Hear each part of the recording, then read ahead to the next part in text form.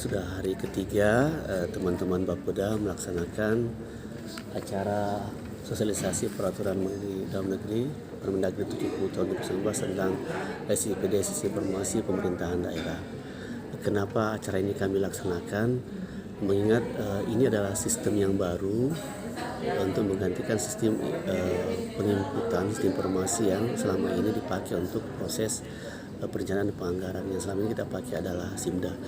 SIPD ini seperti amanah dari Permendagri 70 menjadi acuan terbaru dalam hal perencanaan, mensinkronisasikan antara perencanaan dan penganggaran dan sistem informasi lainnya.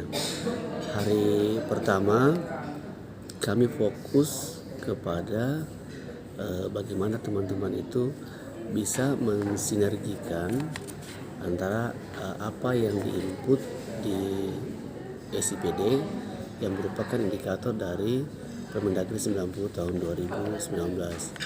Teman-teman yang sebagian besar berasal dari eselon 4 diajarkan untuk bagaimana menyusun indikator dari level subkegiatan yang ada di Permendagri 90. Kita lihat bahwa peserta sangat antusias mengingat bahwa ini hal yang sifatnya baru dan alhamdulillah output yang dihasilkan jadi pertama itu tercapai, di mana teman-teman dapat menyusun indikator dan memformulasikannya menjadi suatu target kinerja.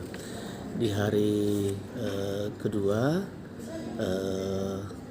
kita kemudian mengundang dari Bapeda Provinsi terkait sistem informasi pemerintahan daerah SIPD ini dari aspek hierarki.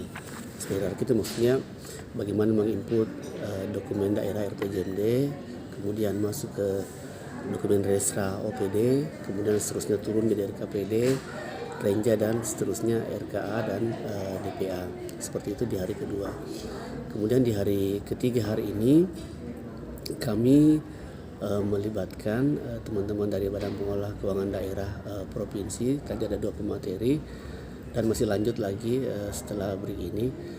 Mereka bapak-bapak tadi banyak menyampaikan mengenai proses penganggaran terkait penentuan standar biaya umum, analisis standar biaya, penempatan anggarannya dan seterusnya. Hal ini penting juga mengingat bahwa pola yang dipakai di SIPD sekarang ini terkait penganggaran sudah sangat berbeda dan berubah dengan yang sebelumnya.